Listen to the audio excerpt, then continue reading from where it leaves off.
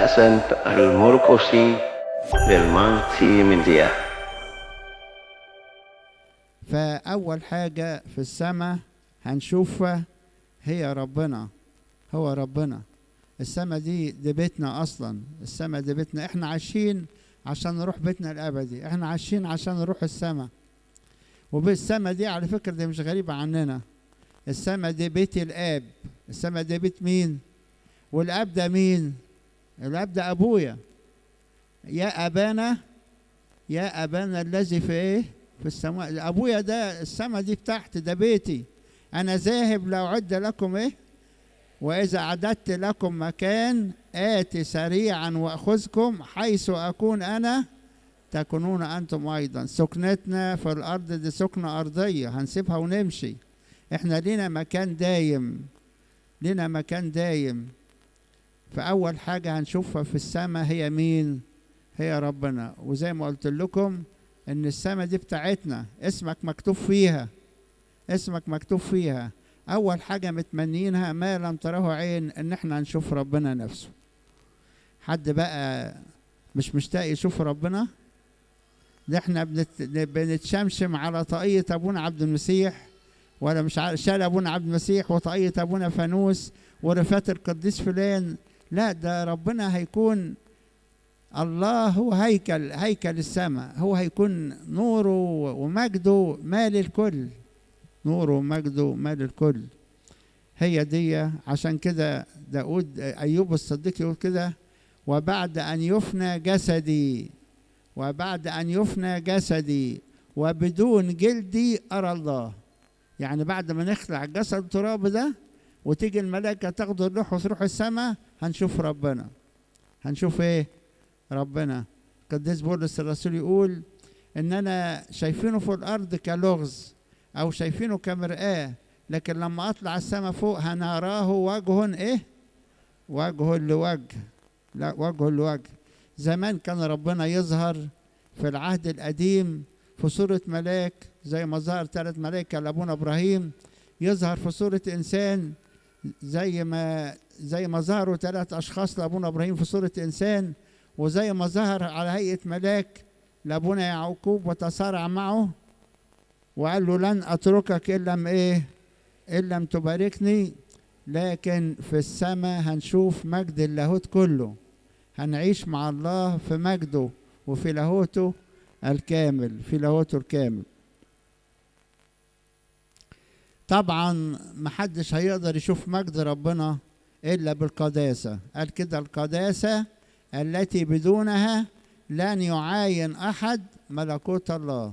يعني عشان عايز هتروح السماء وتشوف ما لا يرى، وأول حاجة هنشوف ربنا لازم تكون قديس. لازم تكون قديس.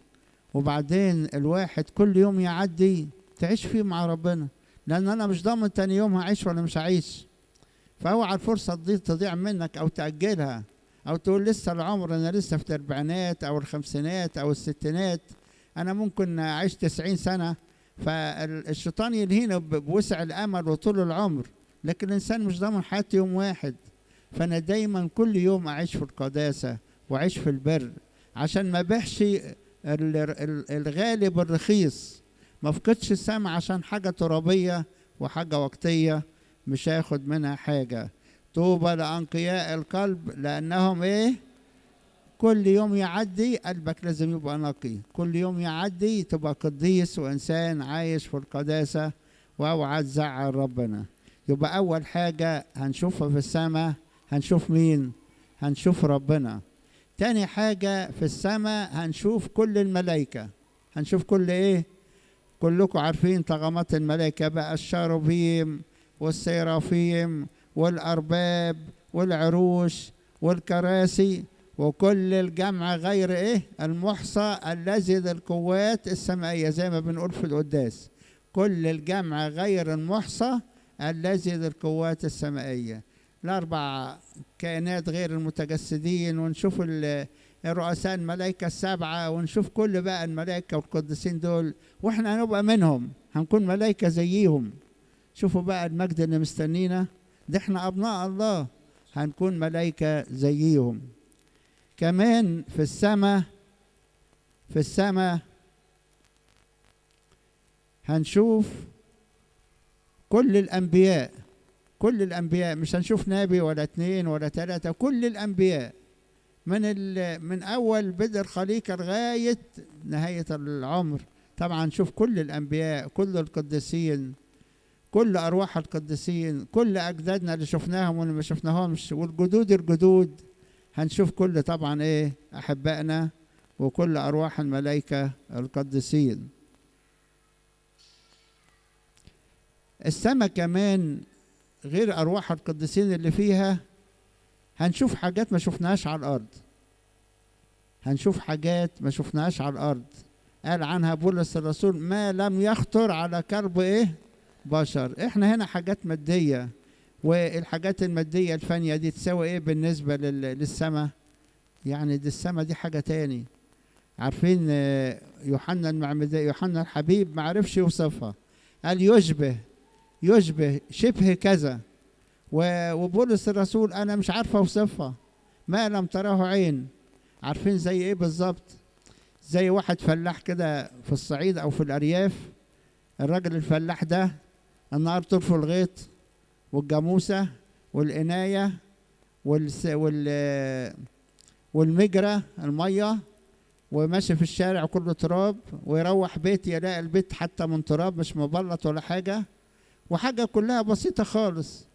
فخدوا الفلاح ده، ابنه مثلا سافر أمريكا ولا حاجة، قال له تعالى يزورني يا بابا. راح أمريكا، بص لقي أمريكا غير القرية بتاعته خالص اللي عاش فيها في الصعيد. يرجع من أمريكا يقولوا له شفت إيه في أمريكا؟ يقول لهم شفت الشوارع عاملة زي الإزاز، بس هو الشارع مش إزاز، لكن هو زي الإزاز بالظبط بيلمع. الشوارع إيه؟ الشوارع بتلمع. الخضرة هناك عاملة زي الجناين، زي الفردوس. هي مش فردوس بس كلها شجر، مفيش ولا حتة تراب، مفيش ولا شبر أرض، كله متغطي بالخضرة. مش عارف يوصف. طب إذا كانت دي الأرض، أما كم وكم إيه؟ كم وكم الفردوس. عشان كده القديس يوحنا الحبيب يقول إيه؟ يقول أنا شفت كده 12 المدينة ليها 12 باب، المدينة ليها 12 باب، وكل باب من لؤلؤة. شوف الباب من لؤلؤة ده، ذكر كل الأحجار الكريمة. قال تمشي على الأرض كأنك ماشي على ذهب، تلاقي شبه بلور، الحاجة الفلانية شبه بلور، كعروسة مزينة إيه لعرسها، كل حاجة جديدة. وفي السماء يقول كده ها أنا أخلق كل شيء جديد. وفي السماء الجديد ما يقدمش. أنا لما ألبس جلابية هنا الجلابية تقدم، ألبس حذاء الحذاء يقدم ويتقطع وارميه، لكن هناك هيفضل كله جديد على طول، مفيش حاجة قديمة. شفتوا المجد اللي فوق؟ وهتبقى في السماء لغة واحدة. هنا يمكن العالم فيه مئات اللغات ويمكن ألوف اللغات، لكن في السماء هي لغة إيه؟ لغة السمائيين. كلنا هنعرف نسبح ونمجد الله باللغة إيه؟ باللغة الواحدة. فمجد مستنينا.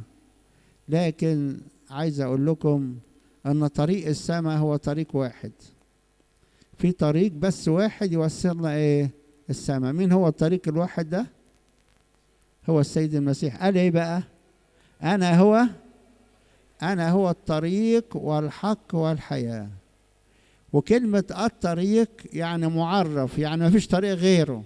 مش أنا طريق من الطرق، لا، قال أنا هو إيه؟ الطريق. زي الكتاب المقدس، مش كتاب مقدس، لا، الكتاب المقدس ما فيش غيره. أنا هو إيه؟ الطريق والحق والحياة. طيب يا رب إحنا عارفينك أن أنت هو الطريق، والطريق بتاعك هيوصل للسماء. إيه علامات الطريق اللي إحنا ماشيين فيه كلنا؟ لو حدنا عنه، لو واحد بعد عن الطريق الصحيح اللي هيحصل؟ هيوصل؟ مش هيوصل، هيتوه، هيضيع، مش هيوصل للهدف. لكن هو الطريق واحد اللي احنا نمشي فيه يوصلنا لربنا. ايه سمات الطريق اللي احنا نمشي فيه عشان يوصلنا للأمجاد السماوية. واحد، هناخد 7 حاجات. واحد، سمات طريق ربنا هو طريق صعب. قال ما أقرب الطريق. يعني ايه أقرب الطريق؟ الطريق كرب. كرب مش يعني مش أقرب يعني قريب، لا، الطريق كرب وصعب. الطريق فيه ضيقات، فيه اضطهادات، فيه أتعاب، فيه آلام، فيه أحزان. يعني كل ده تاخده بشكر. كل ده تاخده ايه؟ بشكر. ان كنت انت راضي وشاكر وربنا مجربك وجايب لك احزان وباب ضيق والطريق كرب وانت شاكر ربنا عليه، اعلم انك ماشي صحيح، وهو ده الطريق اللي يوصلك السماء. اذا كنت عايز ترتاح زي الغني، يبقى ده مش الطريق اللي عايزه ربنا.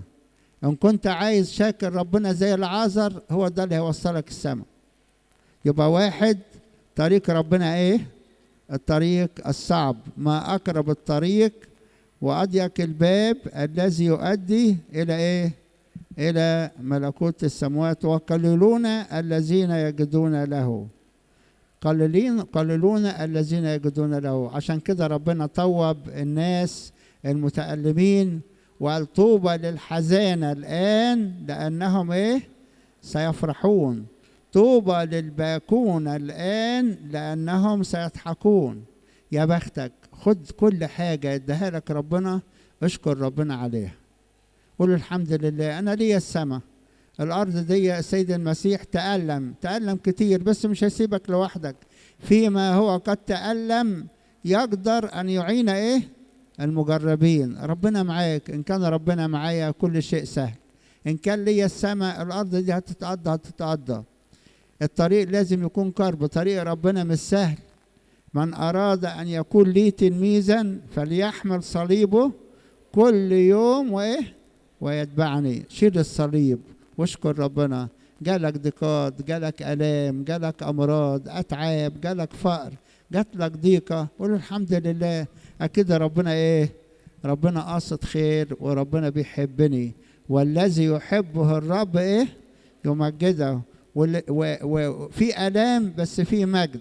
في جمعة عظيمة بس في حد إيه؟ القيامة. في صليب بس في إيه؟ بس في قيامة. لكن اللي عايز يفرح في الأرض ملوش فرح في السماء. اللي عايز ياخد حقه على الأرض ملوش حقه في السماء. فما تمسكش في الأرض، ما تمسكش في الوقت عشان الأبدي، وما تضيعش مجد السماء عشان مجد الأرض. لذلك بولس الرسول قال كده: مجد الأرض شيء ومجد السماء شيء إيه؟ آخر. واحد، طريق ربنا اللي يوصل للسماء هو الطريق إيه؟ الكرب. جالك مرض، أشكرك يا رب. في ضيقات، في أتعاب، في زوج مناكف، في أولاد بتعبوني، في جار بيتعبني، في أي ظروف، أقول أشكرك يا رب، أشكرك يا رب، بس أنت معايا. وإن كان الله معنا فمن إيه؟ فمن علينا. يبقى واحد، طريق ربنا. واحد، يكون الطريق إيه؟ كرب. تعالوا نشوف حاجة تاني اللي هو كده. قال كده: ما أقرب إيه؟ الطريق. الكرب غير القريب، مش مسافة، لا، كرب يعني صعب. خلاص. 2، وفيما هو سائر في الطريق. وهو فيما هو سائر، متى 20 يقول كده: وجد أعميان جالسان على الطريق. السيد المسيح ماشي في متى 20 كده، كان ماشي مرة السيد المسيح فوجد أعميان جالسان على إيه؟ يصرخوا ويقولوا إيه؟ يا ابن داود إيه؟ ارحمني. يبقى علامات الطريق طول ما أنا عايش، سواء أسقف، كاهن، بطريرك، ما دامت إنسان تحت الآلام، يصرخ طول الوقت ويقول: يا رب يسوع المسيح إيه؟ ارحمني. يعني تعيش حياة إيه؟ حياة التوبة. حياة إيه؟ التوبة. طول ما أنت ماشي في الطريق تكون تايب. حتى لو وقعت قوم بسرعة، لو وقعت قوم بسرعة. لازم تعيش حياة التوبة. التوبة دي زي النفس، لو النفس اتقطع الإنسان يموت. الإنسان اللي مش تايب ميت. الإنسان اللي مش تايب إيه؟ ميت. ابني هذا كان ميت فعاش، وكان ضال فوجد. طول ما أنا ماشي في الطريق عايش حياة التوبة. احذر انك انت تزعل ربنا، احذر انك انت تخالف وصية ربنا. عيش في وصية ربنا، ودايما سالك في وصية ربنا وفي النور الوصية طول ما انت ماشي في الطريق، وتكون عايش حياة التوبة، عايش حياة التوبة. ثالث حاجة، يبقى 1 الطريق كرب، 2 تعيش حياة ايه؟ التوبة. 3 طريق ربنا قال كده السيد المسيح للتلاميذ: لا تحملوا معكم ذهب ولا فضة ولا كيس ولا مزود ولا أحذية ولا عصا في ايه؟ في الطريق. يعني ايه؟ يعني ما تخزنش لبكره، ما تخزنش لبكره، ما تفكرش ببكره. احنا في النهارده، يكفي اليوم شر، بكره ده بتاع ربنا. انظروا الى طيور السماء، لا تزرع ولا تحصد، وابوكم السماوي ايه؟ يعولها، وانتم افضل من عصافير ايه؟ حط شويه قمح كده جنبك كده على السطح، وشوفوا العصافير بتعمل ايه. تاكل اللي تاكله وتسيب ايه؟ وتسيب الباقي، تاخد الباقي معاها. طب العصافير بتعمل كده. ما تفكرش ببكره، وانت كمان ما تخزنش لبكره، ما تتكلش على اي حاجه لبكره. سيب ربنا هو مدبر ايه؟ مدبر. قال ان كنت بعول العصافير انا مش هعولكم. لا تضطرب قلوبكم ولا ايه؟ تقلق. تعالوا الي يا جميع المتعبين وثقيلي الاحمال وانا اريحكم. لما رجعوا لي التلاميذ وقالوا ما تحملوش حاجه، ما تاخدوش اي حاجه معاكم. قال لهم لما ارسلتكم هل عوزتكم شيء؟ قالوا له لا يا رب. الق على الرب همك وهو ايه؟ وهو يعينك. اوعى تتعلق بغناك، اوعى تتعلق بفلوسك، اوعى تتكل على اي حاجه منهم. ما تهتمش ببكره، بكره في ايد ربنا، ما تخافش، بكره في ايد ربنا. يبقى 3 حاجه، ما تعولش هم لبكره، ما تعولش هم ايه؟ لبكره. لا تحملوا معكم كيسا ولا ذهب ولا مزودا ولا أحذية ولا عصا في ايه؟ في الطريق. رابع حاجة في الطريق قال كده السيد المسيح: كن مراضيا لخصمك ما دمت معه في ايه؟ في الطريق. يعني ايه كن مراضيا لخصمك ما دمت معه في الطريق؟ اياك تنام واياك تنامي وانت مخاصم حد. لو انا مخاصم واحد بس مش هخش السما، لو انا مخاصم واحد بس مش هخش السما. عشان كده قال لا تغرب الشمس على ايه؟ على غيظكم. اوعى تنام وانت حاقد وانت كاره وانت بتدين وانت بتدعي وانت شايل وانت مش قادر تغفر. ان لم تغفروا للناس زلتهم لا يغفر لكم ابوكم السماوي زلتكم. كن مراضيا لخصمك ما دمت معه في ايه؟ في الطريق. السماء مدينة المحبة، ومن يثبت في المحبة يثبت في الله والله ايه؟ فيه. واللي ما عندوش محبة الله مش ثابت فيه وبعيد عن مدينة المحبة، مش هيخش السماء. خلوا بالكم من النقطة دي، ان احنا لازم نكون بهذا يعرف الناس انكم تلاميذي ان كان لكم حب بعضكم نحو ايه؟ بعضكم نحو بعض، بعضكم نحو بعض. قال كده: اذا احببتم الذين يحبونكم فاي فضل ايه لكم؟ احبوا اعداءكم، باركوا لعنيكم، احسنوا الى مبغضيكم، صلوا لاجل الذين يسيئون اليكم وايه؟ ويطردونكم. القديس الانبا انطونيوس قال له كل واحد ابن ربنا: اجعل كل احد يباركك، اجعل كل احد يباركك. الانسان الحلو ولسانه حلو عمر ما حد يزعل منه، كل الناس يقولوا فلان ده كويس، فلان ده كلامه مريح، عمره ما يتعب حد، عمره ما زعل حد. هو الانسان ابن ربنا كده، يخلي كل الناس تدعي له وكل الناس تباركه. يقول لك اجعل كل احد يباركك. يبقى رابع حاجة، اوعى وانت ماشي في الطريق تكون مخاصم حد. نقول له الاربع حاجات: واحد، الطريق ايه؟ كرب. اتنين، الطريق عايشين فيه بالتوبة. تلاتة، ان احنا ما نقعدش هم، ما نشيلش هم البكرة، ما نحملش كيس ولا ذهب ولا مزود. رابع حاجة، اكون مش مخاصم حد، مصالح ربنا ومصالح الناس، واوعى اكون مخاصم حد ولا مزعل حد مني. خامس حاجة بقى يقول لك: والسيد المسيح وهو داخل اورشليم الكل فرحان، الكبار والصغار، وفرشوا قمصانهم، اقمصتهم في ايه؟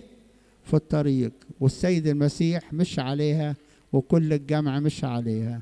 يعني الكلام ده يعني يا رب انت اللي هتملك على قلبي وعلى فكري وعلى ارادتي وعلى كل حياتي. مفيش حاجة يا رب اغلى منك. حتى ثوبي هحطه تحت رجليك. هو دول اولاد ربنا، مفيش حاجة يفضلوها على ربنا. انت اللي تملك على كرامتي، وانت اللي تملك على كل حياتي. الحاجة الفلانية اللي بحبها تحت رجليك. الحاجة الفلانية اللي بحبها تحت ايه؟ رجليك. ما تخليش حاجة بتحبها تكون فاصل بينك وبين ربنا، تحبها اكتر من ربنا. افرش قمصانك في ايه؟ في الطريق. يعني اغلى حاجة عندك تحت رجلين المسيح. اغلى حاجة عندك تحت ايه؟ تحت رجلين المسيح. عارفين زي مين؟ زي المرأة الخاطئة. احسن حاجة في الست ايه؟ مجد المرأة ايه؟ شعرها. راحت عملت ايه؟ شعرها الغالي ده اللي الست تقعد 3 ساعات عند الكوافير، وتروح البيت تقعد طول الاسبوع عشان شعرها لسه مكوي ودافع عليه فلوس، تقعد تزين في شعرها وتلفه بالليل. واوعى يا ابونا ترش ميه على شعر انا لسه كوياه. بنروح كده في البيوت لما نفتقد ايه اللي بيحصل. الست دي مسكت شعرها وراحت بعد ما بكت على رجلين السيد المسيح، مسحت رجلين السيد المسيح بايه؟ بشعرها. ادي الست اللي هي ايه؟ تقول له: شعري تحت رجليك، مفيش حاجه تغلى عليك، مفيش حاجه تغلى عليك. عارفين الراهبات بيعملوا ايه اول ما يترهبنوا؟ بيعملوا الراهبات اول ما يترهبنوا بيقصوا لهم شعرهم. بيقصوا شعر البنت تبقى في جامعه وطبيبه وصيدلانيه ومهندسه ولسه في رعيان شبابها ومجدها في شعرها وجمالها تقول له: جمالي ده بين ايديك، انت جمالي، انت ابرع من بني ايه؟ البشر. ويروحوا قاصين شعرها وتلبس ايه؟ وتلبس القرنسوة، ام صلبان، وخلاص شعرها ده نسيته. شعري مش غالي عليك. فتفرش قمصانك تحت رجلين مين؟ وهو ماشي في الطريق وداخل اورشليم فرش القمصان تحت ايه؟ تحت قدميه. هو ساجد تحت قدميه. هو ده اللي عايزه ربنا مننا. ساتت حاجة، الشعب في البرية لما ربنا أخرجهم من البرية عشان يوديهم لأرض كنعان، البرية دي جبل، والجبل دي صحراء، وما كانش ربنا وسطيهم هيتوهوا. فكان بيظهر بعمود من سحاب في النهار وعمود من نار بإيه؟ في الليل، ويضيء لهم البرية ويوريهم الطريق وهو ماشي معاهم في الطريق. النهار بيمثل الراحة والليل بيمثل الضيقة، لكن في كلتا الحالات ربنا معايا مش سايبني. وانت ماشي في الراحة امشي معاه، وانت ماشي في الضيقة ما تسيبوش. ناس كتير احيانا تكسل انها تصلي بالليل، او الجسد يتعبها وتروح نايمة. في نصف الليل نهضت لايه؟ نهضت لأشكرك. ليلي زي نهاري مع ربنا. في الليالي ارفعوا ايديكم وسبحوا ايه؟ سبحوا الرب. قوموا يا بني النور لنسبح رب ايه؟ القوات. ابانا الرهبان في الدير في عز أحلى نومة في الليل. عارفين الساعة كام؟ قرب الفجر، الساعة 4 الفجر. 4 الفجر بقى تصحي الواحد بالعافية، تلاقيه نايم نوم مثقل، تلاقي جرس الدير ايه؟ بيرن. الساعة 4 بالظبط تلاقي كل الرهبان طالعين من القلادة رايحين فين؟ رايحين لربنا يسبحوا، يعملوا التسبيحة، يعملوا من 4 ل6 التسبيحة، وبعد كده يبدأوا القداس الإلهي. ليه بقى؟ لأن هم بيسبحوا ربنا نهار وليل. بالليل يشوفوا عمود النار وهم بيسبحوا، كل الناس نايمة وهم مختلين بربنا. زي مكسيموس ودمديوس، أبو مقار شافهم كده الشابين الصغيرين اللي راحوا كده يقولوا خدنا رهبان عندك، والرهبان يقولوا دول عيال صغيرين تاخدهم ازاي في الدير. شاف ربنا كشف له كده هم بيصلوا، لقى عمود من نار طالع منين؟ من بقهم طالع ايه؟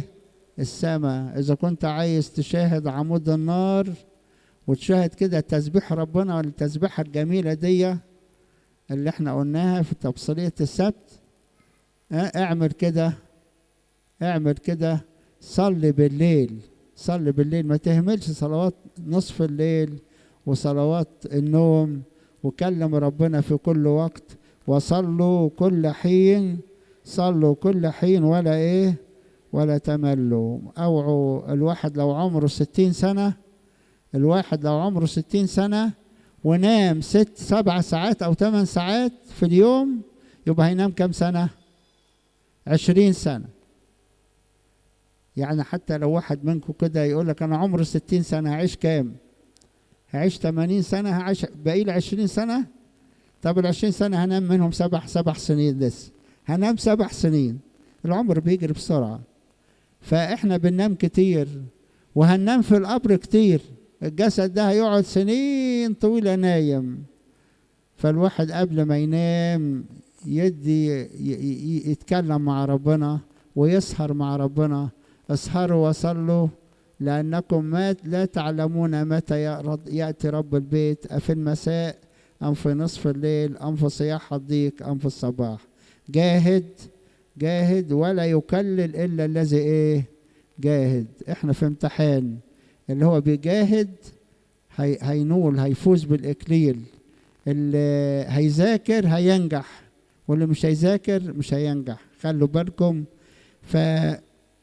وفيما هم في البرية ظهر لهم بعمود السحاب في النهار وعمود بنار في ايه؟ في الليل. فانت ادي لربنا نهار وليل مشغول بربنا، نهار وليل مشغول بربنا، وادي حق ربنا وصلي علشان تعاين مجد الله وتعاين الأمجاد السماوية. آخر حاجة هنلاقيها في تثنية 1 عدد 31. ربنا بيخاطب كده ويقول أرأيت كيف حملك الرب؟ بيسأل سؤال، أرأيت كيف حملك الرب كما يحمل الإنسان ابنه في الطريق. لو طفل صغير أمه ما يقدرش العيل يمشي مسافة طويلة، تروح شايلاه على إيه؟ على كتفه. لو ولد صغير وأبوه كده عنده حنو، بدل وأمه مراته مش ماشية معاه، يشيل ابنه فين؟ على كتفه. فربنا بيقول لنا كده أرأيت كيف حملك الرب كما يحمل الإنسان ابنه في إيه؟ في الطريق. يعني طول ما احنا ماشيين في الطريق ربنا شايلنا. طول ما احنا ماشيين في طريق ربنا ايه؟ شايلنا. يعني عايز يقول لك انت مش وحدك، انا معاك، انا معكم كل الايام والى انقضاء الدهر. حتى لو في اتعاب في ضيقات انا معاك، انا مش سايبك. لكن في طفل بيكون مشاكس وماسك في ايد ابوه او هو على كتفه ويقول له نزلني. في واحد بقى عايز يمشي لوحده بعيد عن ابوه، هو حر، هيتوه ومش هيمشي في الطريق. لكن طول ما انا على كتف ابويا وماشي في الطريق انا هوصل للامجاد السماويه. خليك طفل وما تعاندش، وخليك دايما على كتف ابوك وحس بوجوده. وهو اللي قال ان لم ترجعوا وتصيروا مثل الأطفال لن تدخلوا ملكوت السماوات. ما تمشيش بعقلك الصغير ده، امشي بفكر ربنا وامشي بمشيئة ربنا. 7 حاجات علامة الطريق الصح اللي يوصلنا ايه؟ اللي يوصلنا لربنا. 1 الطريق ايه؟ كرب. 2 الطريق عايز ايه؟ توبة. 3 ما تخزنش لبكرة، ما تقعدش هم يعني. ايوه بنخزن، لكن ما تتكلش على اللي خزنته. ما تتكلش زي الشاب الغني اللي مضى حزينا وساب ربنا. لا تحملوا لكم معكم كيس ولا ذهب ولا مزود، ما تقعدش هم ولا تتكل على فلوسك، لكن من يتكل فليتكل على ايه؟ على الرب. 4 كن مراضيا لخصمك ما دمت معه ايه؟ في الطريق. طول ما انت ماشي اوعى تخاصم حد ولا تتكلم على حد ولا تدين، واغفر وسامح ودايما تعيش بمحبة. 5 افرش في ثيابك في ايه؟ اغلى حاجة عندي تحت ايه؟ تحت رجليك. مفيش حاجة متعلق بيها. ساتت حاجة ساتت حاجة عشان استمتع بعمود النهار، سحابة في النهار وعمود النار بالليل. دايما مشغول بربنا نهار وليل عشان اوصل للسماء.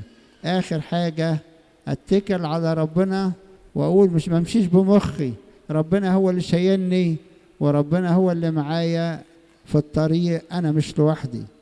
انا مش لوحدي. ربنا يدينا ان احنا نسلك في الطريق الصحيح. ودي 7 علامات لطريق ربنا اللي توصلنا للأمجاد السماوية، ويجعل لنا نصيب عنده. ولإلهنا المجد الدائم إلى الأبد آمين.